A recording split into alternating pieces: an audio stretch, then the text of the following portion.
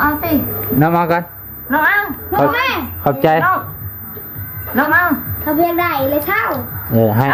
อ้ายสินะให้อ้อยเอาน้องมือว่าก่อนไอ้น้องอ้อยน่ะเห็นบ่แล้วขอบใจเด้อนอนเลยนี่บ่เคยไหวมื้อนั้นไปเอาเครื่องในตะเลวนี่เขาวัดมากลางคืนยังหายห้องเลยโอ้บ่เคยไหวก็ว่าเมื่อนั้นผู้น้อยนี่พี่น้องจะเกิดอาการในยังปากนี่ขึ้นเลยบ่แล้ววันนี้เราเจ็บท้องเจ็บไส้บ่ตื่นตอนเช้าหาจังหวะยืนโอ้ยืนท้องยืนข่าวเรื่องไอ้นวลนี่แหละบ่ได้มาเป็นค่อยบ่ได้มาโดนเลยเนาะโดน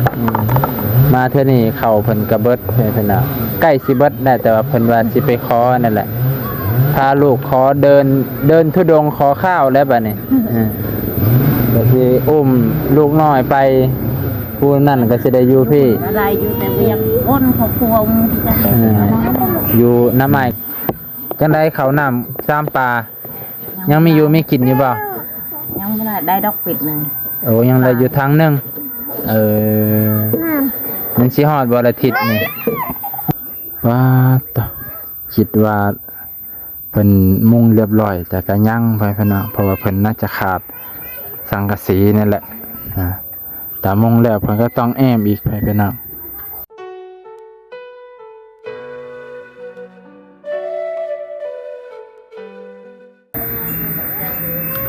สบายดีพ่อแม่พี่น้องลุงป้าเบิดสุขุสุขคนที่เคารพเช่นเก่าเช่นเคยมื้อนี้บ่าวนง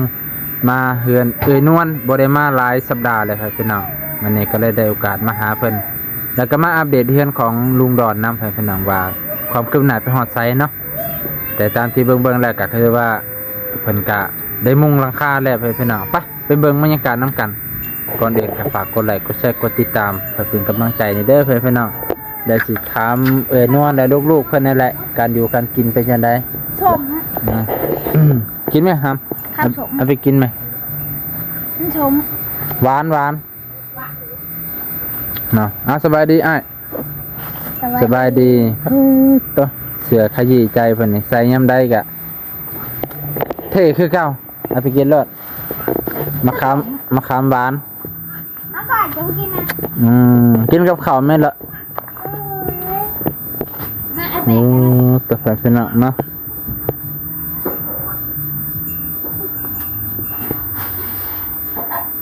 เดี๋ยวสิไปถามการอยู่การกินเพิ่นบ่ได้มาหลายเดือนแล้วครับหลายอาทิตย์ค่าคือกันค่าเวียกเพิ่นนะตัว6ขึ้นกะอะไรก็เฮ็ด6บัดนี้คนคือทำแต่เช้าบ่มีเวลาเนาะตัวขอกร้านหน่อยเพิ่นขอกนอนนี่บ่ก่อยนอนนี่บ่ก่อยก็ได้มังนอนคักแท้มังเล่นเพิ่นได้นี่เพิ่นน่ะอีโทษหาอะไรมึงนะวิ่งก็โทษก็มีตายกันจ๊ะจ้า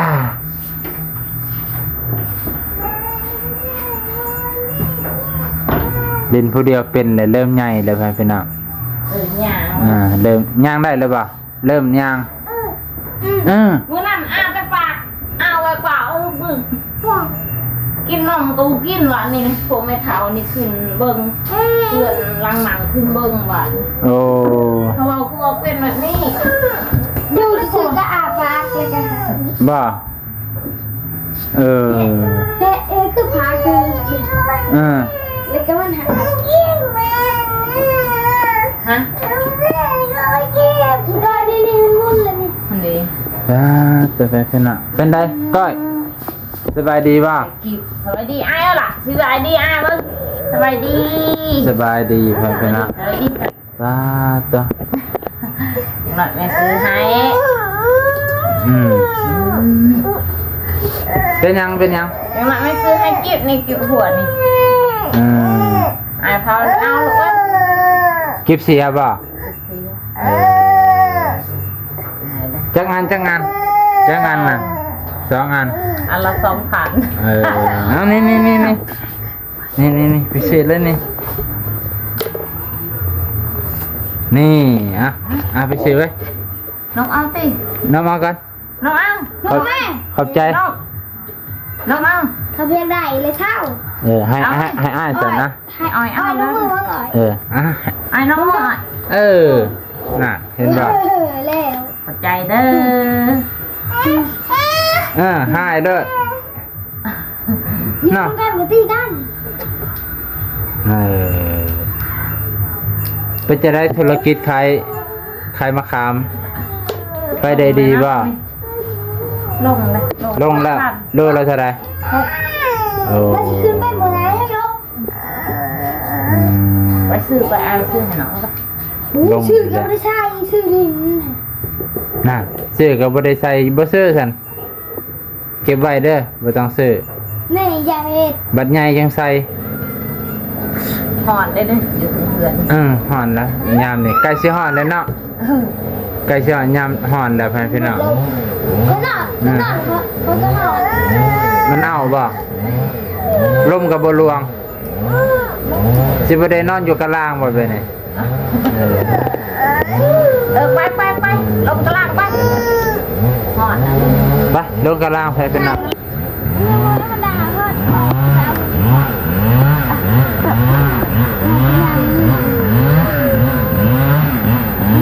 ไปซื้อยังไปเลย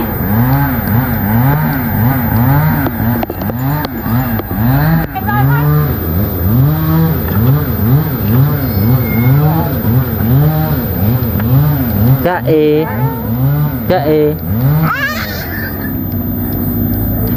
อ้าวแม่ไปปาดแล้วบัดนี้แม่ไปปาดแล้วแลนเลยนะอยู่ผู้เดียวก็ได้ไหมพี่นะ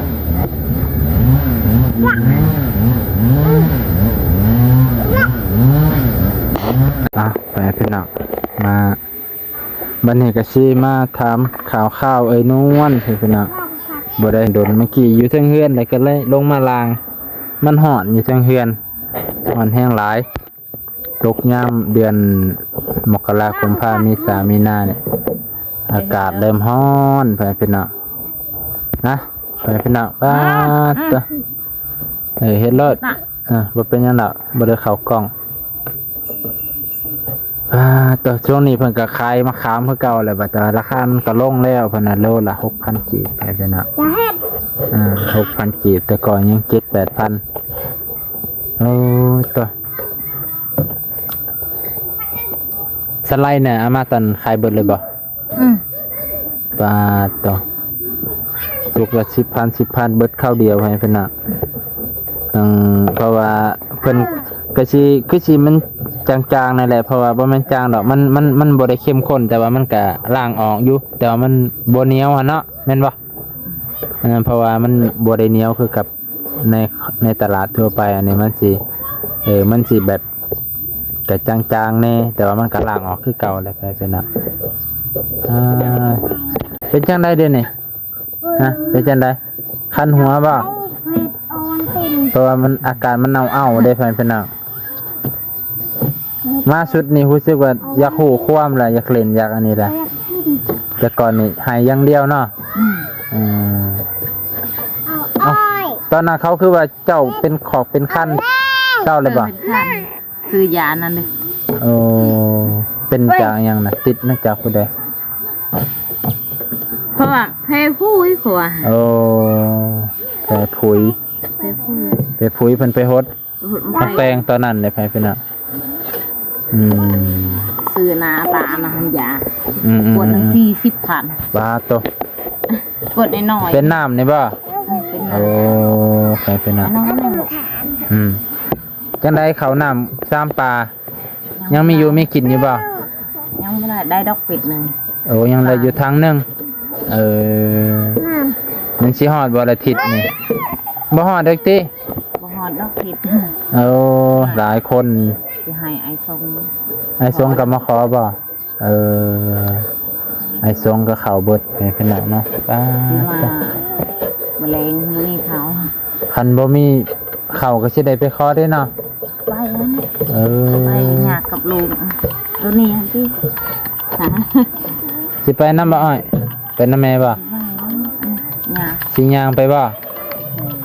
ฮะอันแรกบ่ย่างสิจะได้สั่น อยู่ในเฮือนกับอาย จะสิไปกับก้อยนี่ ไปไปวักจอย อ่า ป่า3 คนในเฮือน สิไปซื้อข้าวไปเป็นน่ะเอาเข้ามาตอนนั้นสอบหนึงนะฉันคือว่า หาแล้วยังเลือกผิดไป ยังเลยปิดไฟ สิหมดแล้ว ก็คล้ายว่ายังเดือเกือบเดือประมาณทั้งครอบครัวแค่นั้นน่ะแต่ว่าต้องไปขอไว้ก่อนอย่ามันเบิดเนาะต้องไปขอไว้ก่อนแต่มันเหลืออยู่ไปเพิ่นน่ะอันแสมันเบิดจังไปห้อยบ่ทันเด้เนาะเสียคอไก่บ่บัดนี้คือตามที่เคยไปแท้นี่ นี่นะสิยางเอาฮะมันหยากเล็กน้อยสิยางเอา ห้อยผู้นี้และผู้ก่อยนี่แหละ เจ้ามันสิอยู่จักบ่นี่จะมันหาย สิพาตากแดดตากลมตากอันนี้ห้อยพอดีอันนี้ขนาดซ้ำนี่ก็ยังมุนมัดเลยนี่ฮ้อนๆเลยนี่ บ่เคยไปมื้อนั้นไปเอาเครื่องในตะเลวนี่เขาวัดมากลางคืนยังหายห้องเลย โอ้ คนบ่เคยไป ก็ว่าเมื่อนั้นผู้น้อยนี่ไปพี่น้องจะเกิดอาการในยังปากนี่ขึ้นเลยบ่แล้ววันนี้เราเจ็บท้องเจ็บใส่บ่ ตื่นตอนเช้าหาจังหวะยืน โอ้ยืงท้องยืงย่าตาจะไปพี่น้องเป็นเพราะว่าคือกับตอนนั้นน้องบุญมีนั่นแหละท้องเสียจนสุท้องเสียไปพี่น้องอันนี้ก็สิเป็นคือกัน กดในทุกสลาเนี่ยบ่ทันใจแล้วเอาทันใจบ่ได้ยังหักหักลงหักหลายแต่ว่าบ่ได้ถ่ายนะเขาเลยถ่ายได้นะครับเมื่อวานนี้เด็กน้อยสำนีกันลงทอง จักว่าเป็นน้ำกินนั่นกินนี่บ่ บ่ได้กินในสั่งได้หมอน้อยนี่กินแต่ข้าว กินแต่ข้าวกับกินนมมันแหละเนาะเดี๋ยวเป็นหยังเจ้ากินอันอื่นน่ะมันออก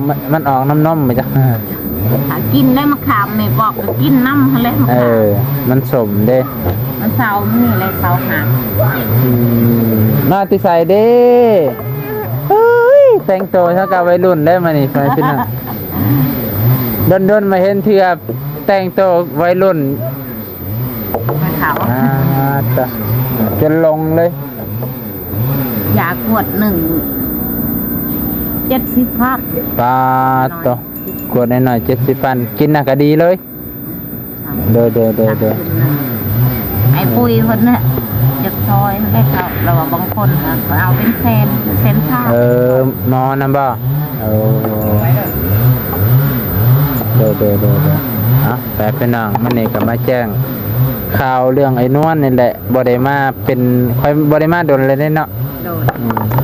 มาเท่านี้เข้าเพิ่นก็เบิดเพิ่นน่ะใกล้สิเบิดแล้วแต่ว่าเพิ่นว่าสิไปขอนั่นแหละ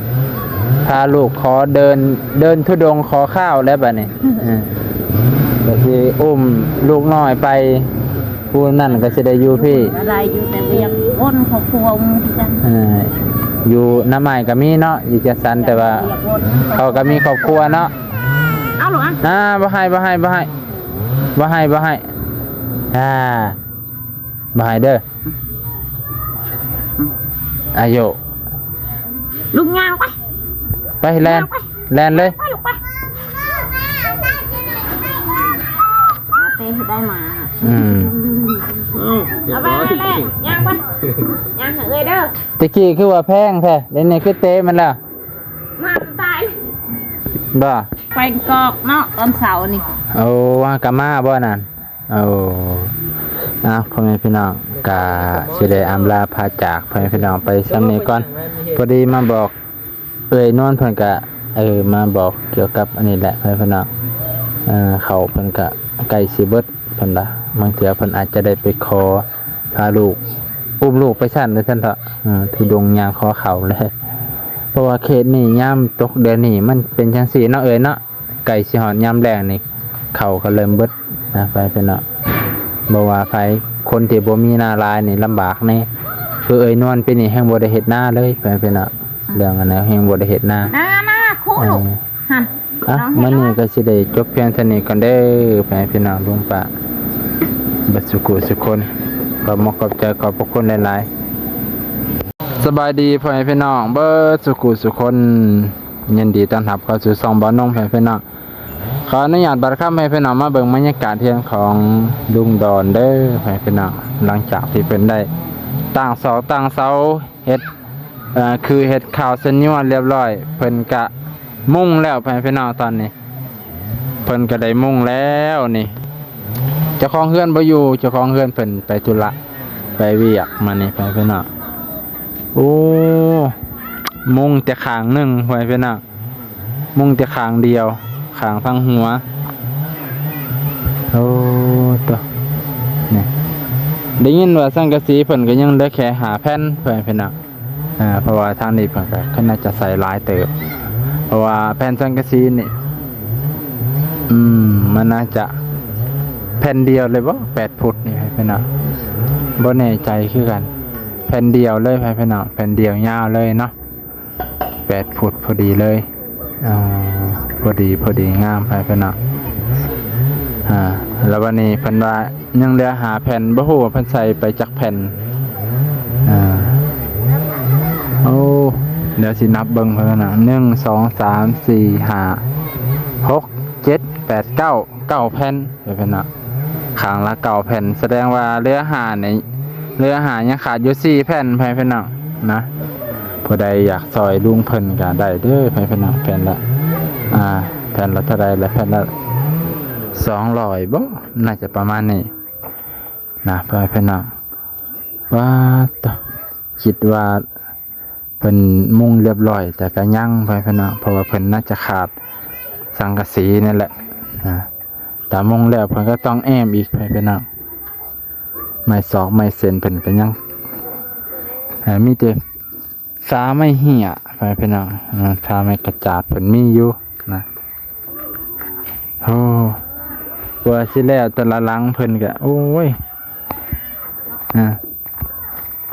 โดนเติบให้พี่น้องนี่ไปพี่น้องอันนี้ก็สิมาให้มาเบิ่งบรรยากาศเพียงเท่านี้ก่อนลุงเพิ่นก็บ่อยู่ก็บ่ฮู้ว่าเพิ่นไปธุระดนบ่มื้อนี้คือสิเบิดมื้อแล้วพี่น้องเนาะหลังจากที่พารีวิวพาสอบถามเอ้ยนวลแล้วกับพามาเบิ่งบ้านนี่แหละพี่น้องต่อจากบ้านเฮือนลุงเลยลุงดอนพี่น้องเนาะเพื่อบ่ให้มันหลายคลิปให้มันแล้วในคลิปเดียวเพราะบ่าวน้องก็เจ้าของเฮือนเพิ่นบ่อยู่นะบ่าวน้องก็เลยบ่ได้ถามแต่ว่าตามที่เบิ่งกับเพิ่นก็ได้มุ่งแต่ครั้งเดียวนั่นแหละพี่น้องนะเอามื้อนี้ก็สิซ้ำนี้ก่อนพี่น้องนะซ้ำนี้ก่อนเด้อลุงป้าเบิดสุขทุกคนขอบใจขอบพระคุณหลายๆพี่น้องที่รับชมตั้งแต่ต้นจนจบขอบคุณครับ